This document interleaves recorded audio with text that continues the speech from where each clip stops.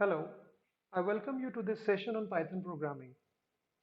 In today's session, we'll be discussing about exception handling in Python.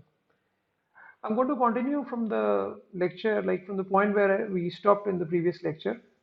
In today's lecture, we'll be discussing about how to raise exceptions, that is raising standard exceptions, how to use the try finally clause, and how to make our own custom defined exceptions. So there is a raise statement in Python which can be used to raise both the user-defined and the system-defined exceptions. Now let's take an example to understand this.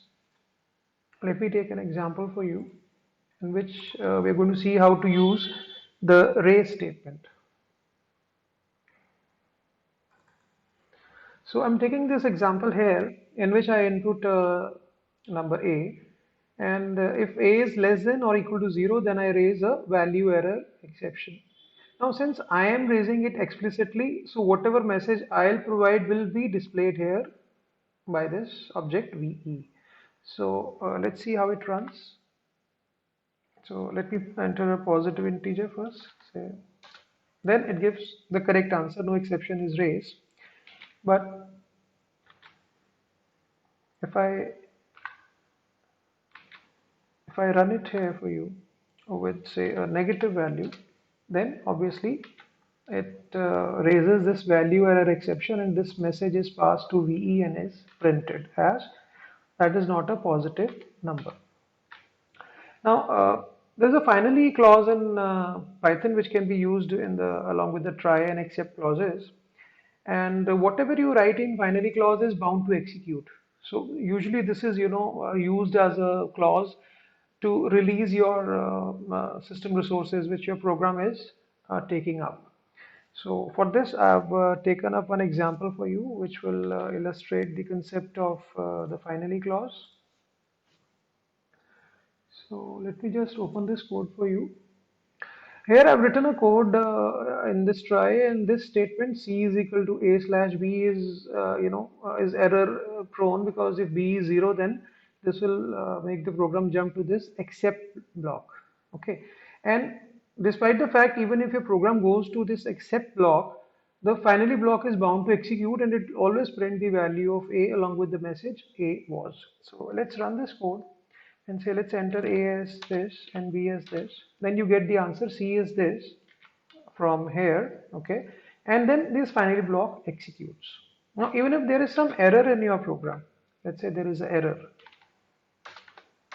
so first it will reach here failed cause B was 0, then it displays the error class with the help of this sys module's inbuilt function, and then it reaches this finally block. So finally block is an important component and you can use it when you are you want to run certain statements whether or not your program executes correctly. And let us now focus on the Python custom exceptions, that is the exceptions defined by the user. For this, you need to create a new class uh, which must inherit from the exception class. Okay, and most of the built-in exceptions are also derived from this class. So what we do is, say for example, I have created a class error which inherits from exception. Then the classes which I want to use in my program, they must also inherit from this error class. So I'm using two classes, value too small error, which inherits from error class, and another one value too large error, which also inherits from error class.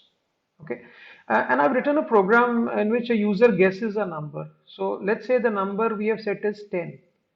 Okay, and we want the user to guess this number. So we write this code in a try block and we put it in an infinite loop here. The user enters the number which is stored in I underscore num.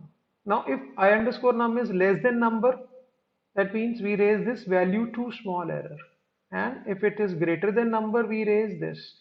So till the time user guesses it, this loop will keep on executing, and the moment the guess is correct, the break statement puts us out of the loop and the program ends. And we have written these except blocks for these custom defined exceptions, value too small error and value too large error. Now let me just run a program which is based on this guessing game. Let me open up a code for you. Uh, yeah, this is the code. So look carefully in this code that we have a class error which inherits from exception. Then two of our classes, subclasses, value too small error and value too large error, they inherit from error. Okay, so these would be used to raise our own custom exceptions. Okay, so what I've done here is I've taken a random function randint which generates numbers between 1 and 10. So even I am not aware what is the actual number. Okay, and let me just put it this so that we can work on it later on.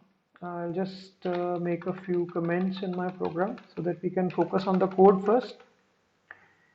So now I'm running this code, obviously, which we discussed in our PDF, and we'll see how many guesses we can take to get to the answer. So let's enter a number, say 3. So the number which has been generated randomly is lower than this. So our work is easy. Let's try with 1. Okay. So I made it in 2 attempts. Let's take another run of this program. Say, let me enter a number, say 5. Too large. Okay. 4. 3. So both the times it has generated 1. That's okay. So now I want to see how many attempts a person takes for this. So I can initialize a count variable here, and in this loop I just keep on incrementing count. So as soon as you are out of the loop, the value of count will tell you how many chances the user took to guess. So let me guess a number 6. It's too large. 4. Too large. 2. So we took 3 chances to guess it correctly. So this is the way in which we can create our own exception, user-defined exceptions. And remember, they must inherit from this exception class.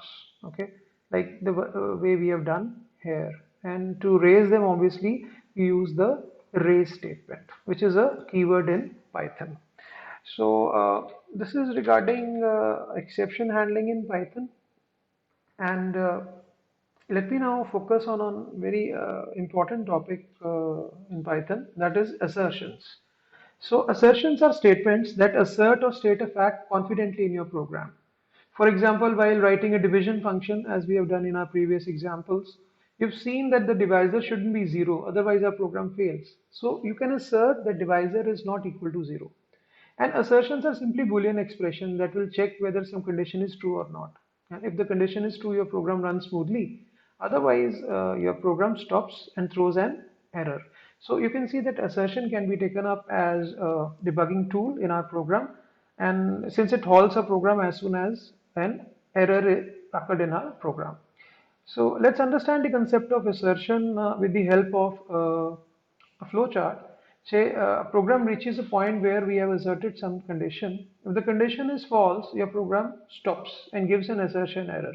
And if your program is true, then your program continues to run. Now this assertion can be achieved in case of Python with the help of the assert statement. That's a built-in assert statement in Python. It can be used in 2 ways. Number 1, you can assert along with the condition. Number 2, you can assert along with the condition and an optional message. So I'll be using both these ways of using the assert statement with the help of 2 examples.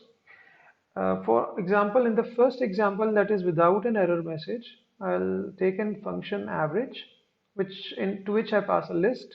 Now, if the length of the list is 0, that means if the list is empty, obviously I'm asserting that the list should not be empty. If it is empty, it will raise an assertion error. Otherwise, it will return the average of the list, that is sum of the list divided by the length of the list. So let's run this Python code. Let me just open up a blank screen for you so that it is more convenient for you to view the outputs. Let's see the first example on assertion. That is without assert statement without a message. So the same example I'm taking here. So I'm passing an empty list to this function avg. I'm passing mark1 to it. So obviously it will raise an error here, that is the assertion error. Let's see it.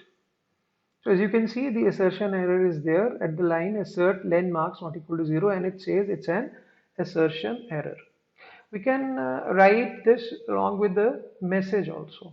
So let's see how we've written it with a message. Now wherever we are asserting a condition, we give a message here. So when this error is raised along with the assertion error, this message is also displayed. So I've taken two lists, marks with 5 elements, mark 2 and mark 1 with 0 elements.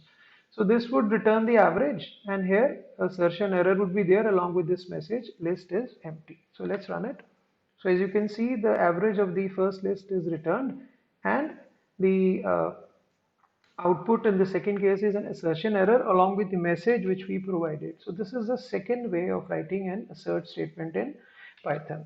So to sum up this assertion concept, there are certain key points for you to remember, that assertions are the condition or Boolean expressions which are always supposed to be true in the code. So while you're asserting something in your code, it must be true. If it is not, your program will stop and throw an error. And assert statement, you can write, it must have an expression, the condition, and an optional message, as we have seen in both the cases. And it is used to check for types, for values of arguments in the output of the function. And it is used as a debugging tool, because it halts your program as soon as some error occurs in it. So that's all for today's lecture on exception handling and assertions. In my next lecture, I'll be discussing with you the CSV module in detail along with a few case studies. Thank you very much.